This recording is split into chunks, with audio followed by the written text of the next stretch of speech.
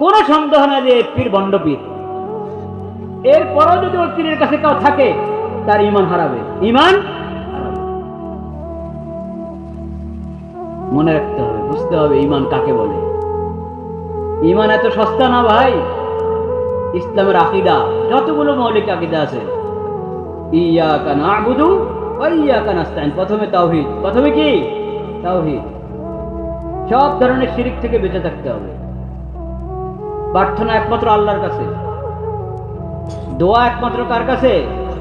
সজদা একমাত্র কাকে? আল্লাহ। আল্লাহ রাব্বুল আলামিন যদি না চায় দুনিয়ার কেউ আমার কোনো ক্ষতি করতে পারবে? আল্লাহ যদি না চান দুনিয়ার সবাই মিলে আমাকে কিছু দিতে পারবে? পারবে না। এই বিশ্বাস রাখতে হবে। এটাই তো তাকদীর। ওয়াল কদরি খাইরিহি ওয়া শাররিহি মিনাল্লাহি তাআলা।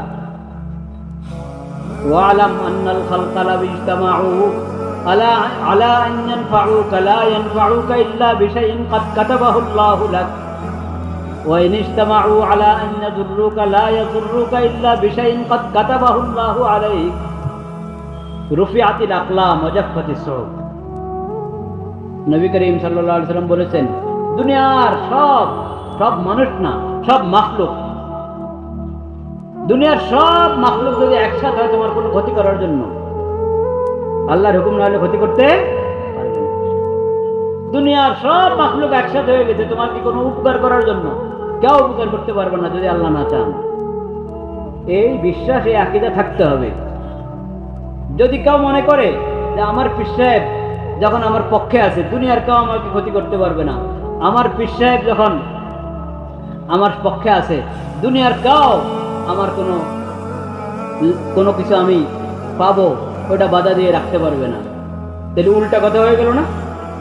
উল্টা কথা হলো কিনা? হাদিসের কথা কি, কোরআনের কথা কি? আল্লাহ যদি চান দুনিয়ার কেউ বাধা দিতে পারবে না, এটা হলো হাদিসের কথা। আপনি বলেন আমার পীরের দোয়া আছে আমার সাথে। পীরের দোয়া, দোয়া মানে কি? দোয়া তো পীরের, বন্ড পীরদের এখানে দোয়ার কারবার নাই। বন্ড পীর নিজেই মাহবুদের মতো আচরণ করে। বলেন নাউজুবিল্লাহ।